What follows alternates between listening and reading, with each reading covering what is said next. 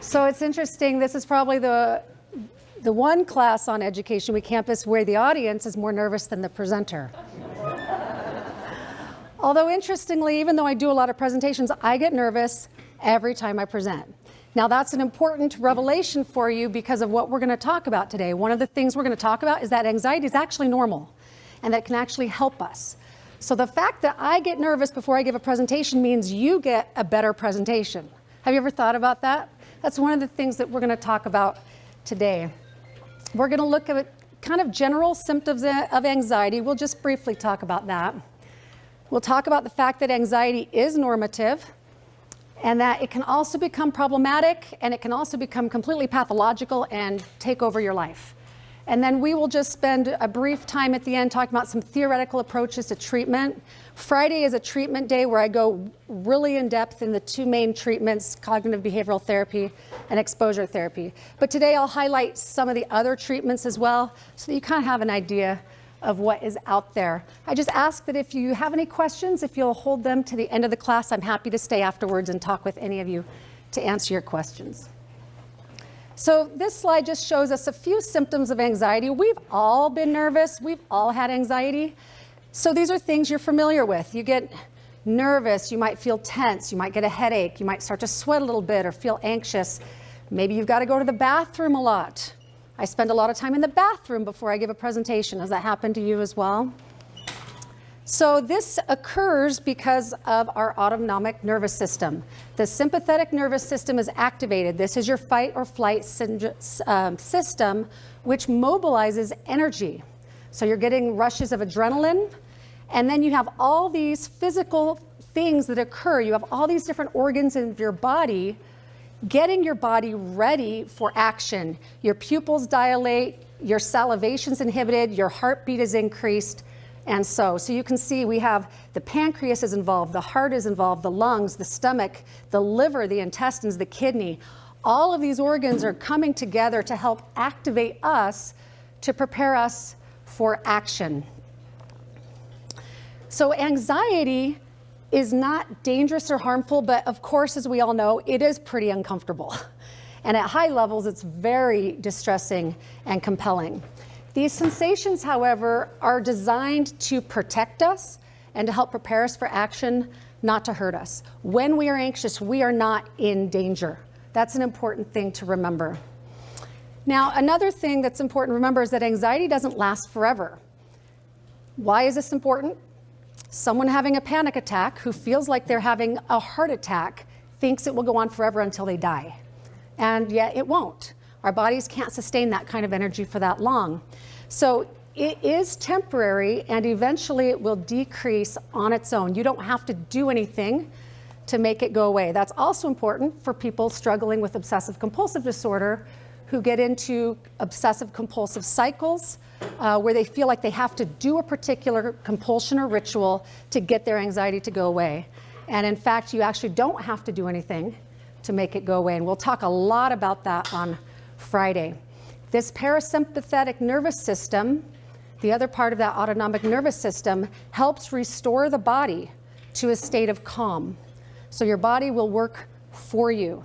So it will do the opposite of what we saw in the previous slide. Your pupils will constrict, it'll stimulate saliva, it'll slow your heartbeat, and all of those other organs we just talked about kind of will do the reverse to try to get your body back to a state of calm. Okay, so as we talked about a little bit, anxiety anticipates future danger. We are anticipating needing to be in action. It notifies us of any potential risks, and it heightens our senses, so it helps us focus on only and exactly what we need to focus on. Right? If your body cleanses itself before, you're going to the bathroom and you're doing all these things, now your body can focus on what it needs to do rather than on digestion or other types of things.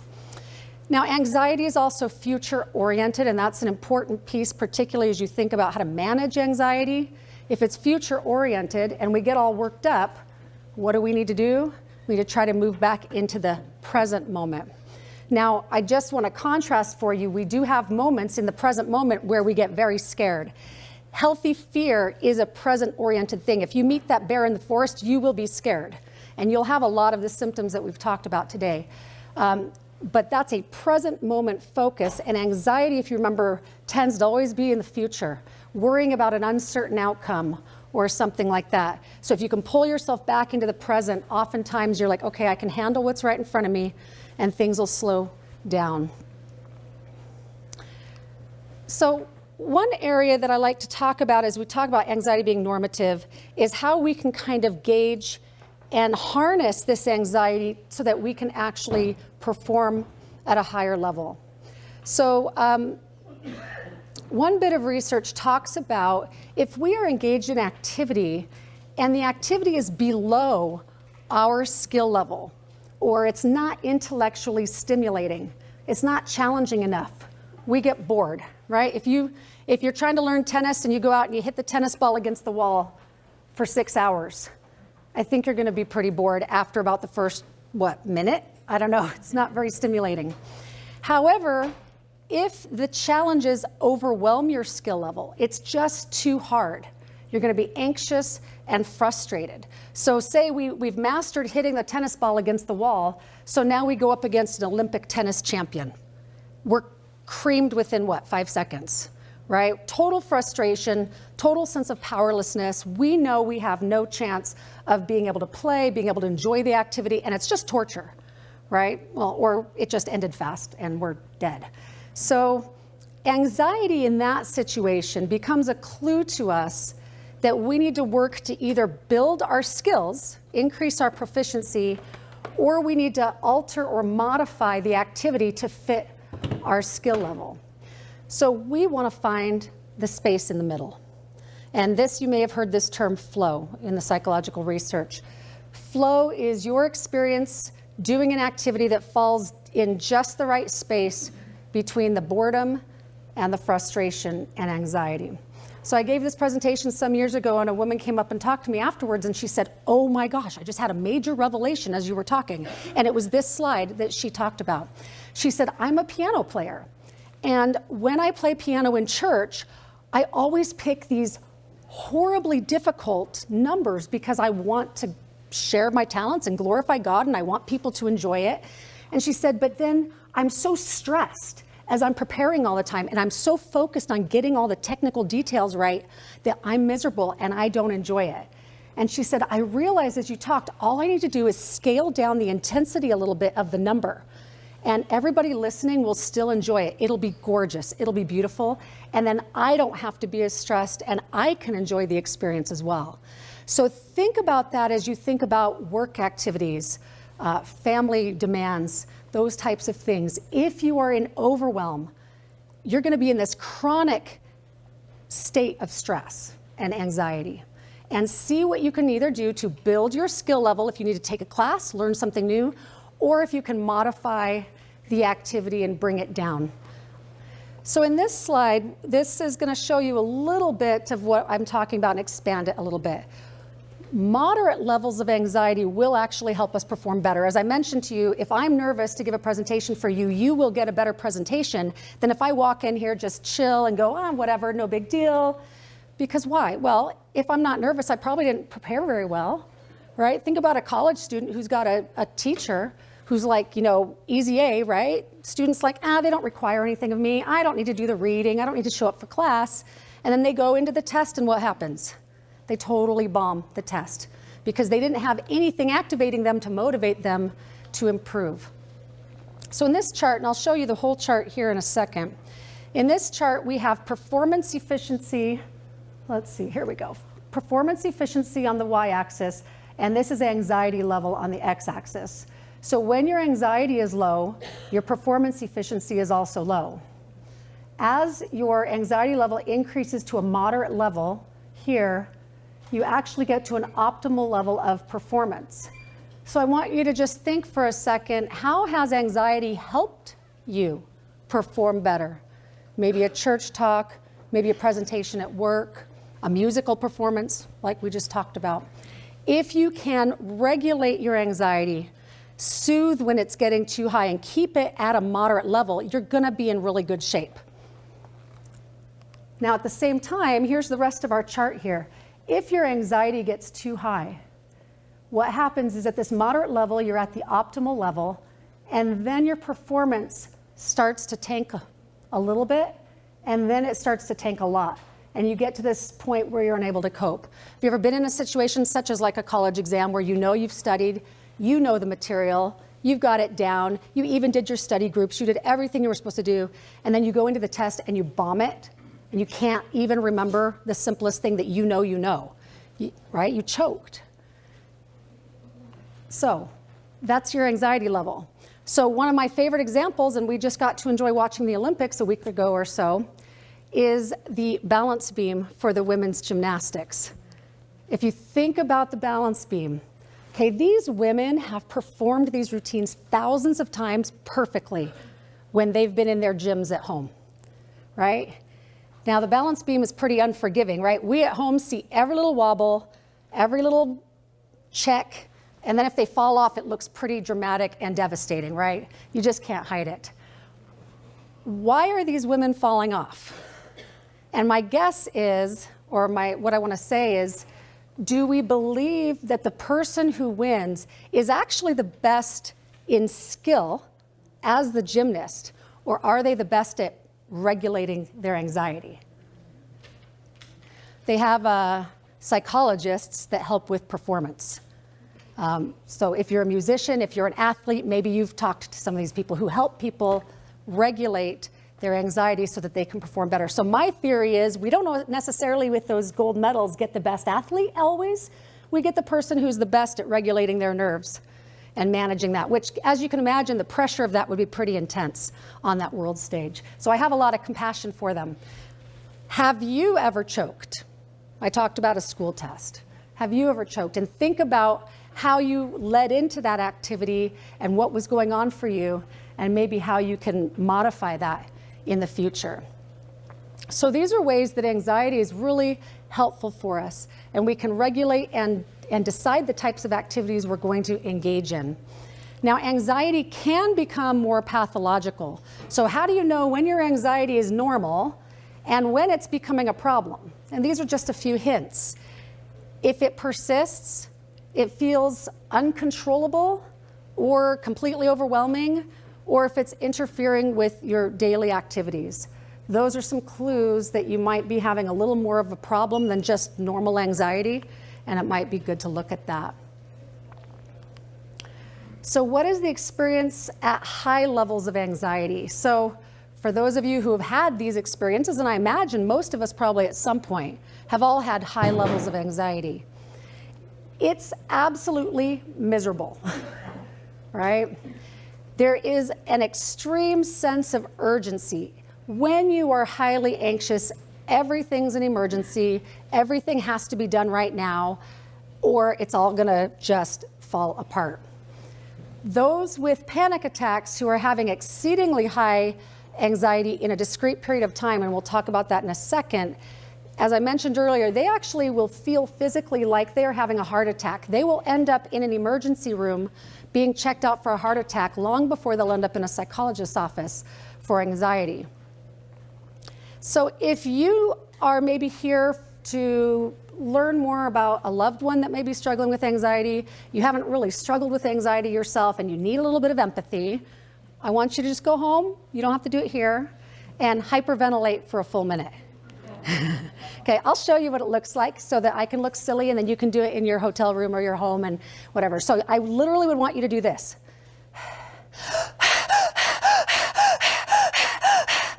For a full minute. Now I only did it for what, 5 seconds? Already I'm a little lightheaded, dry mouth, and I'm feeling a little woozy, right? So I used to make people do it for a full minute in here, but I'll have compassion on you since it's 8:30 in the morning. But if you would like, it's a really wonderful exercise for gaining compassion and empathy.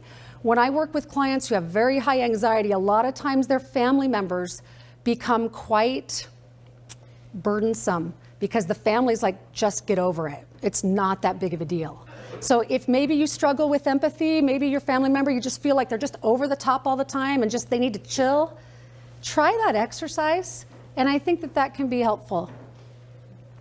So here are some of, when we talk about anxiety becoming pathological, here are some of the issues, or we could even say disorders, that can kind of come up. Chronic worrying, fears and phobias, such as a public speaking anxiety, which I have listed there, a spider phobia, a fear of the water, performance anxiety or public speaking, shyness, panic attacks.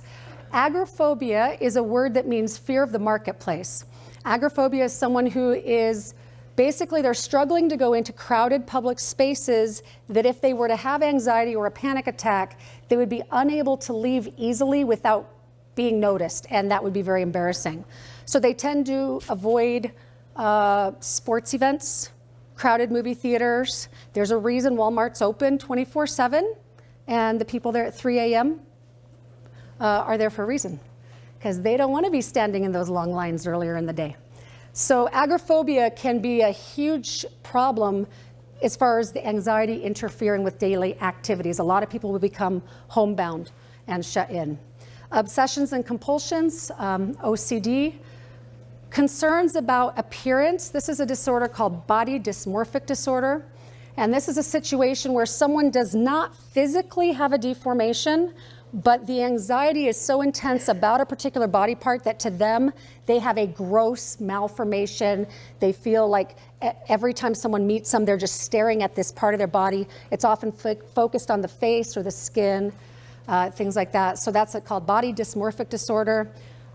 Many people think this is what Michael Jackson suffered with, and that's why he had so many cosmetic surgeries.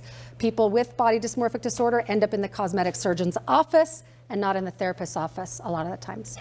And then worries about health, hypochondriasis, that's a word we throw around a lot in our culture, hypochondriac, and that's anxiety about one's physical health. Now, I did talk about panic attacks also. So some of these symptoms that you will have if you do that 1-minute hyperventilation activity will be listed here. Heart palpitations or accelerated heartbeat, sweating, trembling, shortness of breath, chest pain, nausea, dizziness, chills or hot flashes, numbness. Derealization is a feeling of kind of being detached from reality around you. And then depersonalization, you can imagine deperson, you're coming away from your own body. You're feeling detached from your own body and your own experience. Now, these last two I have in yellow, fear of losing control or going crazy and fear of dying. These are the two symptoms most predictive of a suicide attempt. So suicide is a really big problem in American culture. In Utah, we are not immune from this. And so I thought that it would be important just to highlight this for you, that if you or a loved one is particularly struggling with these feelings when they're having panic attacks, you just want to be additionally mindful about their care.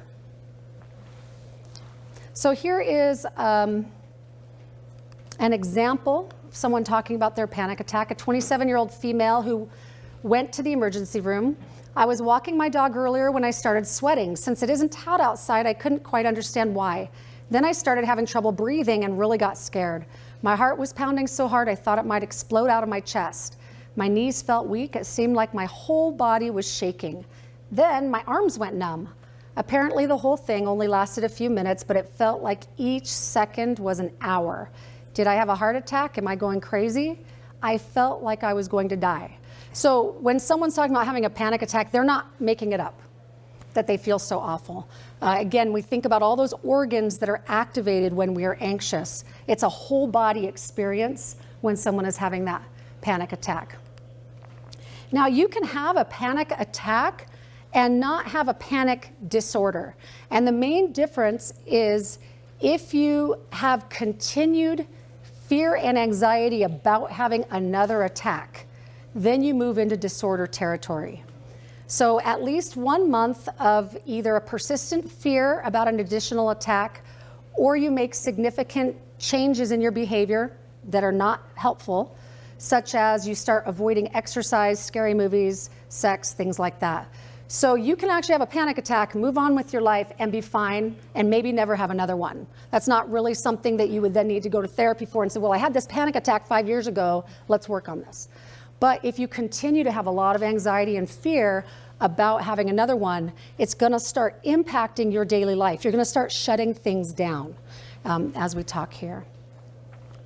So social phobia is another disorder that's very, very common.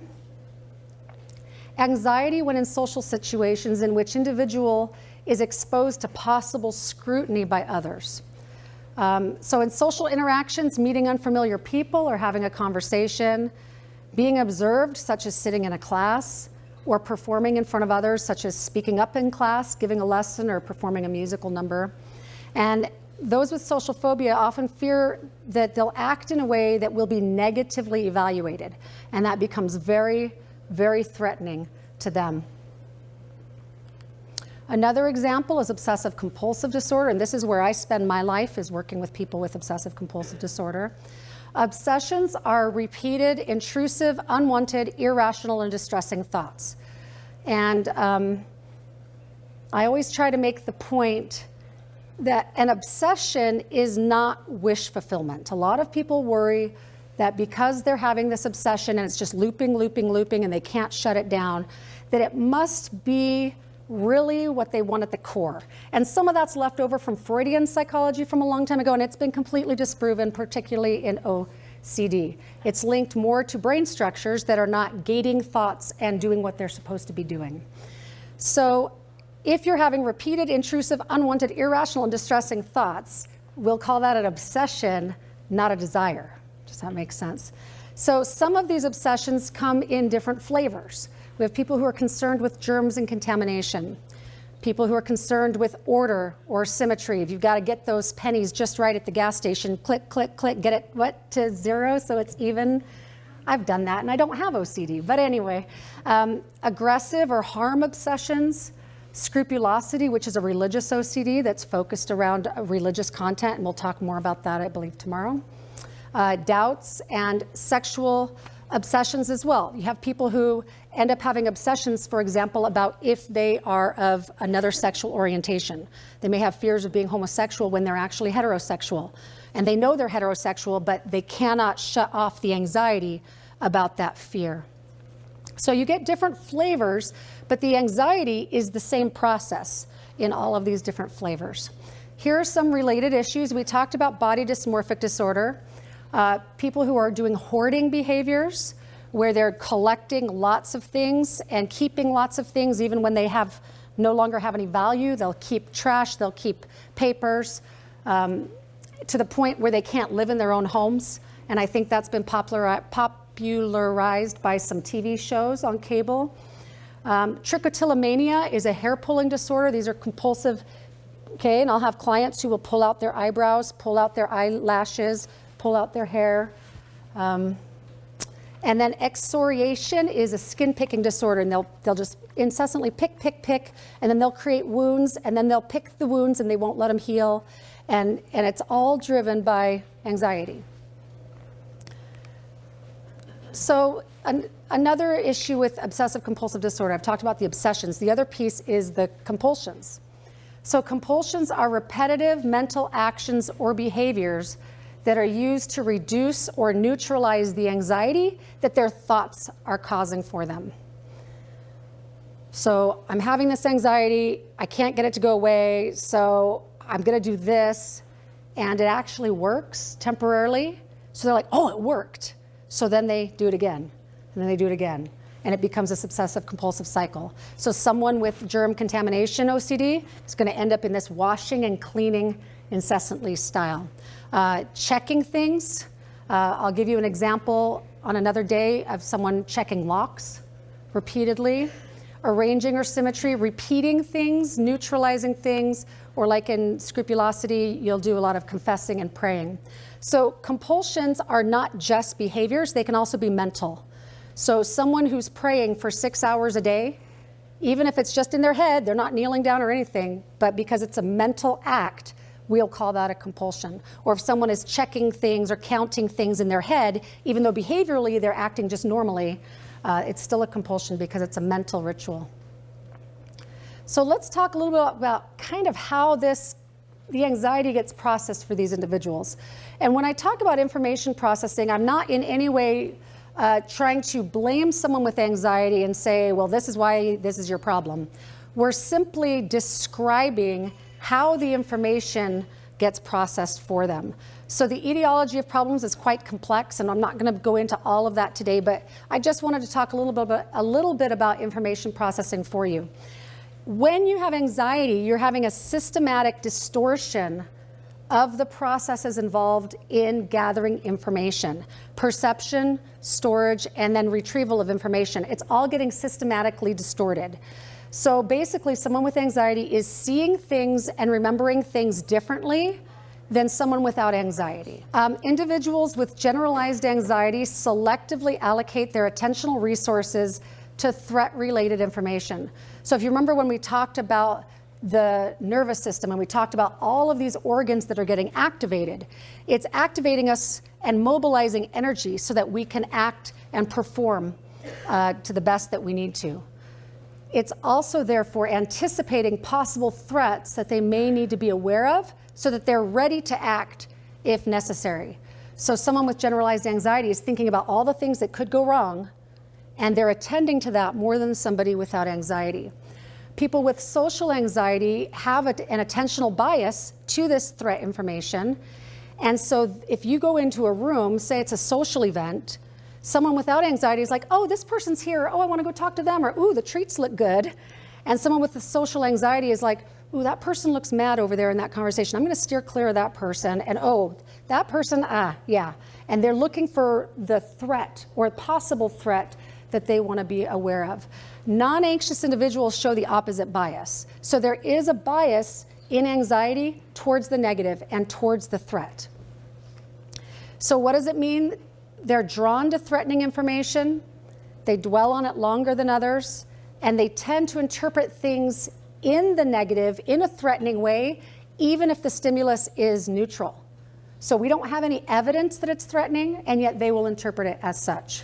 So selective attention, expecting the negative, and then they have a harder time avoiding it. Another aspect of information processing, and this is a big one, particularly in obsessive compulsive disorder, is the intolerance of uncertainty.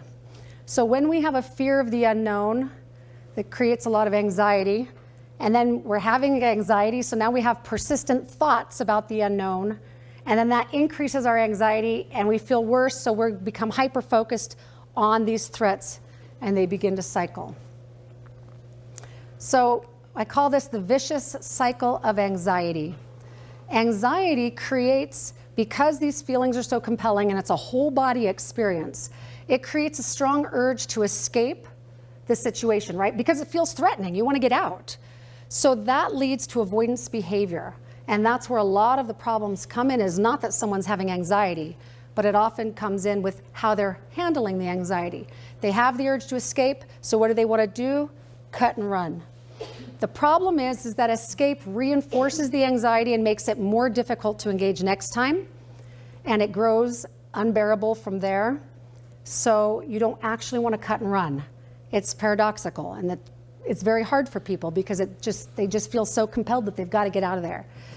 Instead, and we'll talk a lot about this on Friday, you want to lean into your anxiety. You want to engage with it and learn that it's not threatening, because again, this attentional bias towards threat is very overwhelming. So you want to learn that it's not threatening and I can handle this. So in this cycle here, we have here anxiety at the top. And then when we start to feel that anxiety, we have our thoughts start to increase our scanning for danger, right? So that attentional bias towards the threat stimuli, we are looking more for threat and danger. And then whatever symptoms we had here of anxiety, the physical symptoms intensify and they get worse. Now, as you probably know from your own anxiety, or even when you've had illness, when physical symptoms intensify, attention narrows and shifts to yourself. You become very self-focused. And then all you can think about is how bad you feel, right? So that leads to this desire to escape or avoid. So if you do escape and avoid, you end up with relief. It feels really good to not have to deal with whatever you were scared about. The problem is they've found that the relief is only short term. Those of you who've gotten into this cycle probably can say, yep, I've lived that. Yeah, it feels good for about a second, and then I'm worried again, and I'm stressed again, and I don't know what to do. Now, long term, if you escape or avoid, here's what happens. And these are some of the biggest problems I see with people who come to my office. You have an increase in the physical symptoms of anxiety, more worry, but then this one right here, loss of confidence about your ability to cope. That's the biggest consequence that I see with the clients that come to see me, is that they just don't feel like they can handle what life throws at them anymore. And they're all very intelligent, capable people, but the anxiety has become so overwhelming that they lose that confidence in their ability to cope. And then they have increased use of safety behaviors. Safety behaviors are anything that you're doing to try to neutralize the anxiety. It can be a compulsion, but it's a broader category. If you tell your family members, don't bring this topic up because I can't handle it, that's a safety behavior. You're trying to protect your own experience with your anxiety. So what we do in therapy a lot is we try to ban those safety behaviors and say, nope, you can't rely on that. You need to learn how to engage with that anxiety and work with that. So here are some approaches to treatment. I just want to introduce you to these at the beginning of this course so you kind of know what's out there. And then we'll talk, like I said, on Friday about more detailed about how you can even do some of your own treatment at home. Jeffrey R. Holland has said this: if things continue to be debilitating, seek the advice of reputable people with certified training, professional skills, and good values. Be honest with them about your history and your struggles. Prayerfully and responsibly consider the counsel they give and the solutions they prescribe. If you had appendicitis, God would expect you to seek a priesthood blessing and get the best medical care available. So too with emotional disorders. Our Father in heaven expects us to use all of the marvelous gifts He has provided in this glorious dispensation. Okay, so let's talk about some approaches to treatment. The cognitive model is one of the foremost approaches out there. It has a lot of research that backs it up. It's very effective. And so you may be familiar with this. It's often called CBT, cognitive behavioral therapy. They bring in a behavioral component as well. But you're really focusing on the process of your thoughts, the content of your thoughts, and trying to get them into a more reality-based place where the anxiety is not systematically distorting your perception and your what you think about those thoughts. So according to the cognitive model, you feel the way you think. And that anxiety comes from distorted, illogical thoughts or self-talk. So really from this perspective, it's a mental con and you're just fooling yourself. So you're telling yourself things that aren't true and then you're buying it hook, line, and sinker. So according to this model, you change the way you think, you're going to change the way you feel. So here are some of the cognitive errors or distortions that are common. And you can Google the term cognitive distortions and all these will pop up for you on your phone if you want to read more about these later. Selective attention, we've kind of talked about that, where you're just hyper-focusing on one type of situation, such as a threat situation. Double standards, have you ever held yourself to a higher standard than you would your friends? And I'll give you some examples of that in another class. Dichotomous all or nothing thinking or black and white thinkings. So for example, if I make mistakes, no one will want to be with me. Or a high achieving student may get a 96 on a test and feel like they failed because they missed those 2 questions and they shouldn't have missed them and they knew them. And so instead of saying, oh, well, I missed the questions, instead it's, wow, I'm a loser. So it's just black or white. Labeling, instead of saying I made a mistake, you're labeling what I just said, I'm such a loser. This becomes a real problem because when we label people, including ourselves, we're not giving anybody the freedom to be anything else but that label. There's no ability to progress and move forward. So labeling becomes really problematic. There's a whole area out there on labeling theory and how that can become a problem. Very common one in anxiety is emotional reasoning. You reason from how you feel. I feel anxious, so I must really be in danger, right? This can't be not real. These symptoms are so compelling and so overwhelming. It has to be true.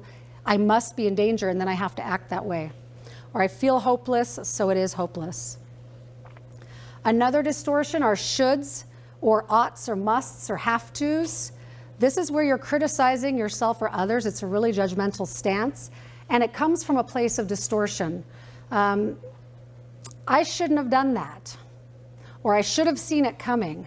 Right, I had a client many, many years ago while I was actually just still in my PhD, and she was a woman in her 40s, and she had adult children who had left the church and were not following the way that she would like them to. And she was all over this about, oh, I should have done this when they were younger, and I should have done this, and I should have done this. I'm sure many of us have felt that way at times.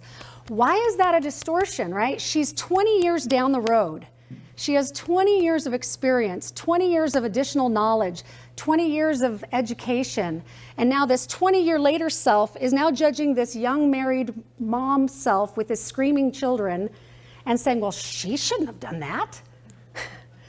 It's just not realistic, right? How could she possibly 20 years ago have known what she knows today, 20 years down the road? So it's a distortion to impose that upon ourselves or even on other people.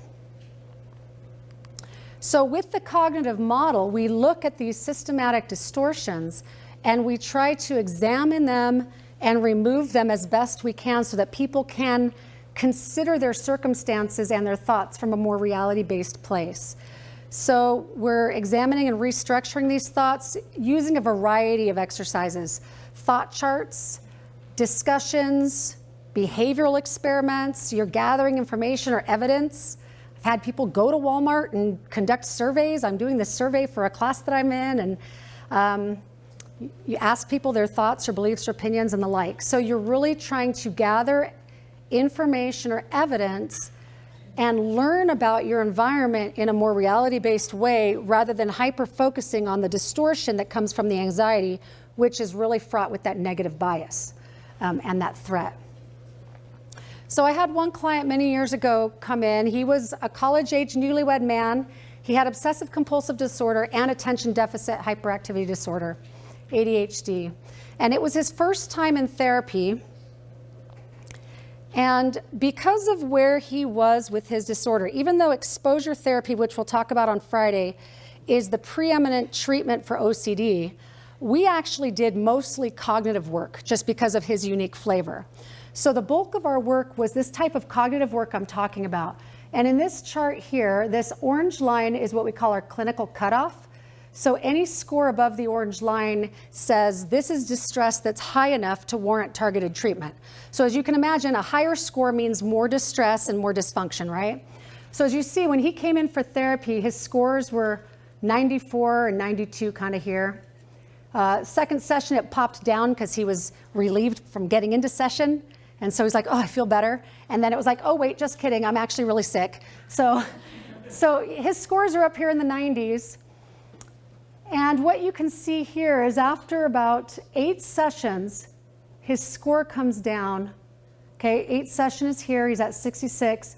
And then as he comes in for the 9th session, so we have not met that day, he's at 58 and he stays pretty much down the rest of the time. So this was 8 sessions.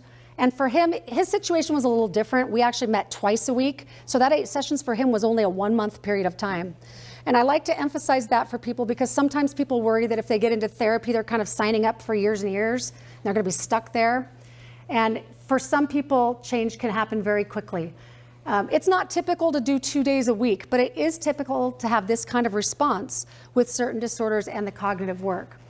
Now, he stayed in therapy as we worked on things. And so this chart takes us to session 20, and that was 5 months of his work.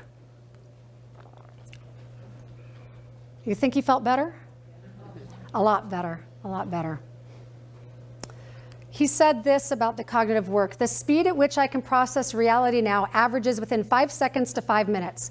Don't get me wrong, there are occasionally a few setbacks where it takes me a day to recover, but that is very seldom. I would recommend therapy to everyone. Now also, as we work with anxiety, we do use this exposure model that I mentioned we'll talk about on Friday. And the basic tenet of the exposure model is that to reduce our fear, we have to activate the fear, and then we bring in new information that contradicts our fear's expectations, basically. So in exposure, we are doing systematic, predictable confrontation of a feared stimulus. So if someone has a spider phobia, I would never just bring in this little spider into session, hiding in this little cage, and pull it out and throw it on someone. So don't do that after my class. It's systematic, it's predictable, and the client always gets to choose at what level they will continue to progress. But as they expose themselves to the fear, rather than giving into this avoidance tendency, they bring in new information. They are learning more about safety. and that they are safe. Again, remember I talked about anxiety is miserable, but it's not dangerous. So that's important here. So the idea here for the exposure model is if you confront the fear, you will defeat it. So here we now have another cycle. This is reversing the vicious cycle of anxiety. So here at the top, we confront the feared situation without the aid of a safety behavior. So if we have to say scripture in our head because of something, or we have to, like I said, tell our family members, no, you can't talk about that around me, or you have to adjust the mat as you walk through the threshold because you're worried somebody may trip, for example. You're going to confront your anxiety, the feared situation that causes your anxiety, I'll say it that way, without the aid of the safety behaviors. Now, what's going to happen? It's not going to really feel very good at first. You're going to get more nervous. So you're going to have a short-term, that says slight, I laugh at that. It might be a lot. Okay, you're going to have a short-term increase in your anxiety, but then you're going to have a decrease in the physical symptoms and the attention scanning. So I have a client who's been working on exposure now for a while, and she has indicated that every time she does it, she always feels anxious. And then she says almost immediately it goes away. And she's learned to trust that process, whereas before therapy, there were lots of safety behaviors trying to protect herself from that anxiety. So as you have that increase in anxiety and that decrease in physical symptoms, you then are able to use any coping skills that you have.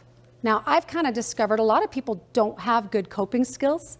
We'll talk about that on Thursday and give you some ideas of some coping skills. But I want you to think about the coping that you have or don't have in your life right now, and maybe think about how you can expand that. When you have this decrease in anxiety, if your anxiety is at an 8, 9, or 10, you're not thinking very clearly. But then as you stay in the situation and the anxiety comes down a little bit, it may come down just enough that you're like, oh, I can do some things to help myself here. Let me do some, whatever you might enjoy, deep breathing or meditation or yoga or exercise, whatever kind of works for you. And that will help you bring the anxiety down to a more manageable level. And then you remember what I talked about my clients losing confidence in their ability to cope? Here it comes back. Greater belief in your ability to control your own response. And this is when my clients start to have that twinkle in their eye again.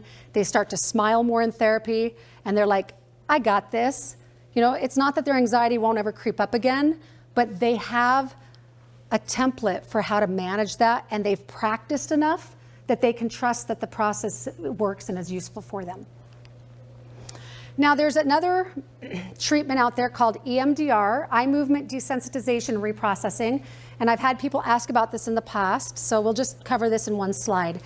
This is an idea that eye movements or other lateralized rhythmic behaviors have an inhibitory effect on emotional memories. So you may go into therapy and the person will have you track their finger going back and forth like this as you're processing through memories and other cognitive work. They may have you tap on your legs back and forth.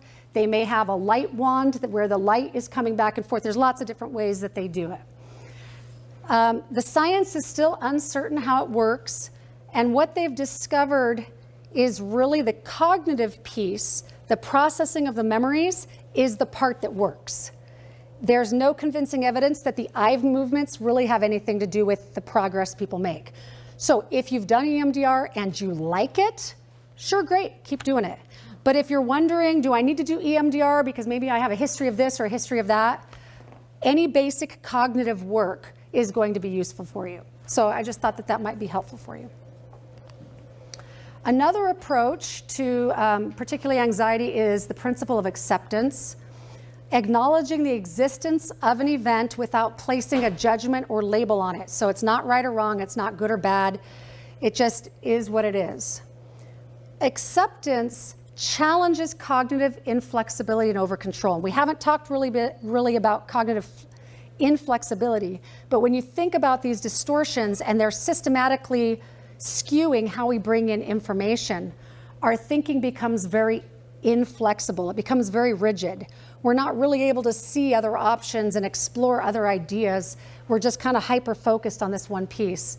And so acceptance challenges that and forces us to open up a little bit and say, okay, I don't like it, that's true, but can I accept that this is where I'm at, or this is where my daughter's at, or this is where my son's at? One common statement in the acceptance literature is, if you won't have it, you will. Okay, so if you go into a situation like, I'm not going to be nervous, I'm not going to be nervous, I'm not going to be nervous, you're nervous, right? So if you're determined to control something, that's where things tend to get out of control. So instead, you have to be willing to accept it and say, I'm willing to be nervous, right? Why do I do these presentations if I get nervous every time? I'm willing to be nervous because I have some other values and interests at play, and I find this actually very meaningful and rewarding. So I'm willing to suffer through it. And guess what happens about 2 minutes into the presentation? My anxiety usually plummets, right? So if you won't have it, you will. So be willing to have it and just say, it's okay that I'm anxious. So what if I'm anxious? Remind yourself of the normative nature of anxiety. Okay, yeah, it's uncomfortable, but it's not gonna hurt me. It's actually gonna help me. It'll go away, I'll be fine. And I like this one, normal is not symptom-free. Have you ever thought about that? There's always lots of aches and pains in life. If you just even think about physical health, right? We've always got all these aches and pains, or we didn't sleep well, or we're off because of our menstrual cycle as women, or whatever it is. Normal's not symptom-free. And so if we get hyper-focused on, oh my gosh, I had this symptom, and then we start systematically attending to that, things get really distorted really fast. And so we say, it's okay, I can notice that symptom's there, I can watch it for a while, see what happens, and we don't have to get ourselves worked up. Now, acceptance doesn't mean we're stuck where we are. So some people say, oh, so I'm just gonna wallow in my misery. We are accepting where we are. And now we say, okay, am I happy where I am?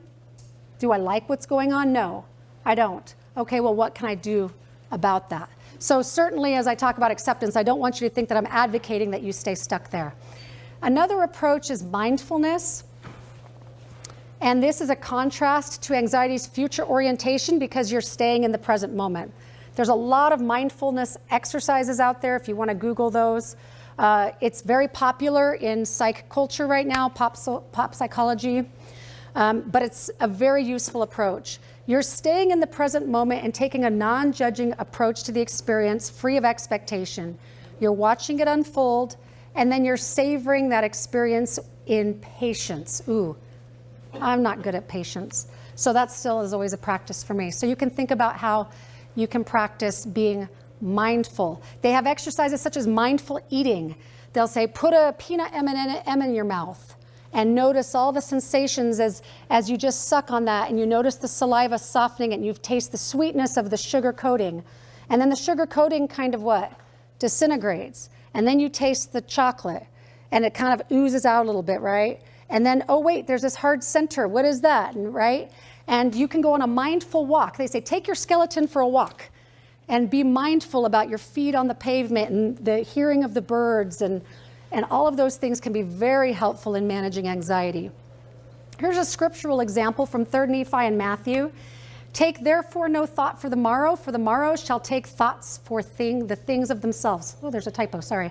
Sufficient is the day unto the evil thereof. Here are a couple of other translations. Therefore, don't worry about tomorrow, for tomorrow will worry about itself. Each day has enough trouble of its own. I love that, because I always wondered, what does that mean, sufficient is the day unto the evil thereof? So that's really helpful for me. Each day has enough trouble of its own. You'll get there, and you'll deal with it when you get there. Worrying about it today may not be very helpful. So don't worry about tomorrow, for tomorrow will bring its own worries. Today's trouble is enough for today. So mindfulness parallels between exposure therapy because they're requiring people to turn to their emotional experience rather than avoid it. And it brings acceptance to the bodily and affective responses. And then they refrain from engaging in being reactive against it. So there's some benefits, parallels there. And the last thing I'll cover, since we've got about 1 minute here, is medication. Medication reduces physiological arousal. It'll take the edge off of whatever you're experiencing. Medications versus therapy in the short term, you will see similar results.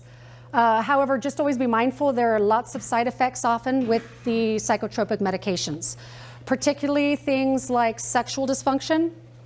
So a lot of people will try taking them and then end up not taking them because they don't like the side effects. So as a psychologist, I'm kind of biased towards therapy. They don't usually cause those types of side effects as well. So long-term, the research does show that therapy far outperforms the medication. And cognitive behavioral therapy generally outperforms medications for the anxiety disorders. So for obsessive compulsive disorder, the combination of the cognitive work and the exposure work is clearly more efficacious. And that's from a meta-analysis which took 57 different studies that all looked at the similar thing.